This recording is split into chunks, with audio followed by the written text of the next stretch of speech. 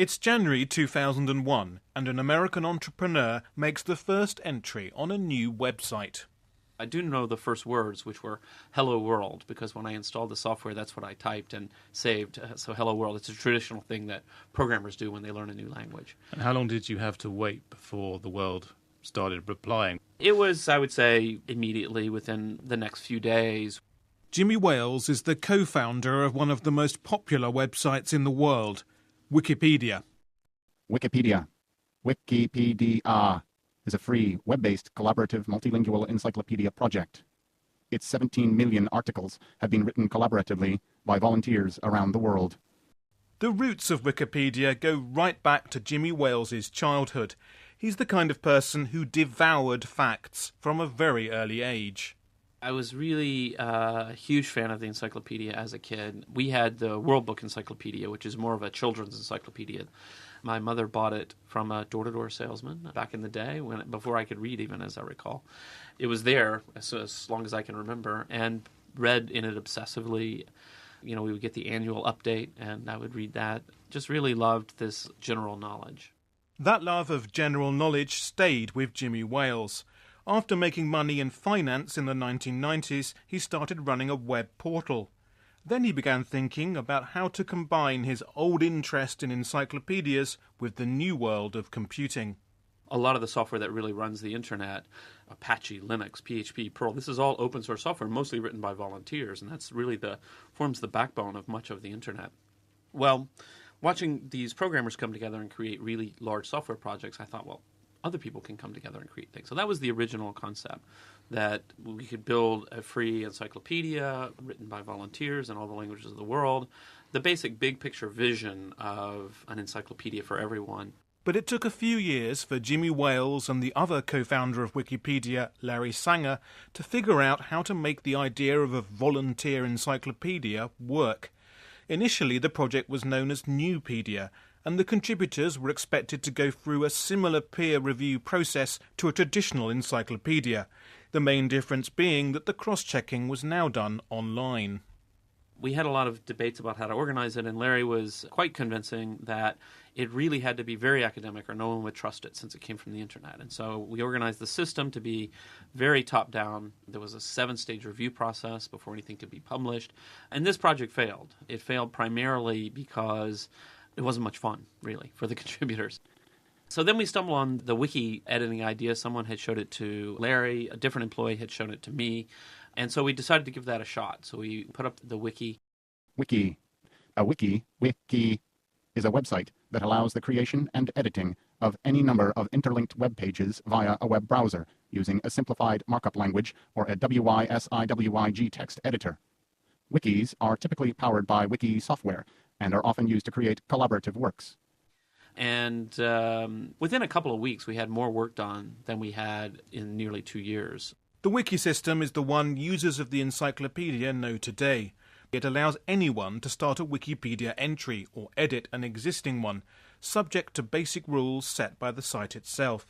Back in 2001, this change made the site instantly feel more democratic and more fun to contribute to. A lot of entries I really like. One of my favorites is inherently funny words. Inherently funny word. See also words with uncommon properties. Words may be considered inherently funny for reasons ranging from onomatopoeia to photosemantics. Was an entry that I think was originally started almost as a joke, and for a while was rubbish because people just put in funny-sounding words that they thought sounded funny. And it nearly got deleted, but then somebody said, no, wait, this is actually a legitimate concept. They went through and they made the entry quite good. So to reveal it, what are the funny words? It's like me looking it up in Wikipedia as soon as I get back to my desk. Well, a lot of famous comedians have talked about this idea that in the punchline of a joke, the meaning can be the same, but some words are just funnier than others, if they have a G and a K or something like this. So, words like yogurt or badger are funnier than... Yogurt is undoubtedly a funny word.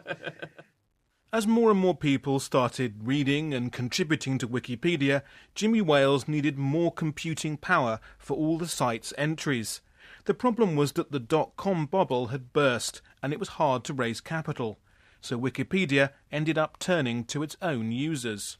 I had never really thought about the project too much in terms of commercial versus non-commercial. It was just a project. It was basically an obsession that I had. I thought this should exist, so we should build it. Then during the dot-com crash, it was fairly obvious that the only way to really get this done was to do it as a nonprofit. It was starting to grow. We needed to buy some more servers. There was no possibility of raising money, so it created the Wikimedia Foundation. Asked for donations, had no idea whether it was going to work. And in fact, it worked wonderfully. I mean, I think we were looking to raise $20,000, but we actually got $30,000 within just the space of less than 2 weeks.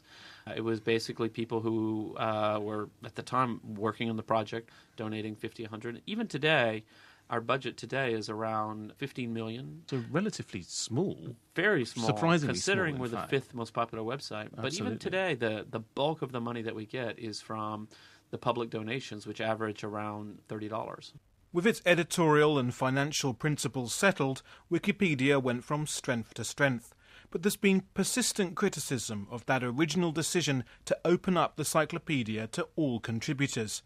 Opponents say that by not using recognised experts, Wikipedia encourages inaccuracy and even personal vendettas.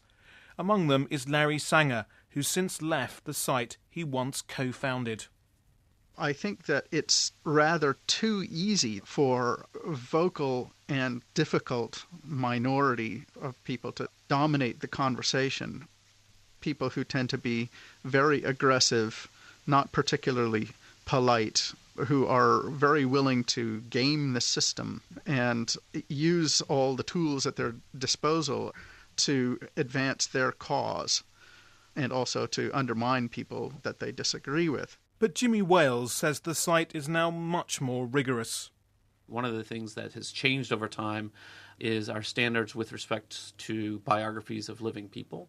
Now the community is very, very strict about it to say, look, if you can't just write something negative about someone on the basis of you just heard it somewhere. You really, if you're going to put something negative in an entry, you really need a good quality source. I mean, you need to be very careful that you don't go beyond what the source has said. Have you ever written anything yourself in an entry, or are you banned from? Yeah, I do edit. I try to stay away from anything particularly controversial in terms of that, because I have a special role in the community as an sort of the last arbiter of disputes.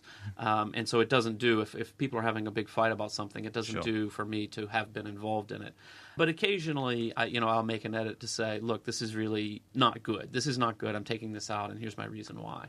Just try and set some standards. As it celebrates its 10th birthday, Wikipedia now has millions of entries in hundreds of languages.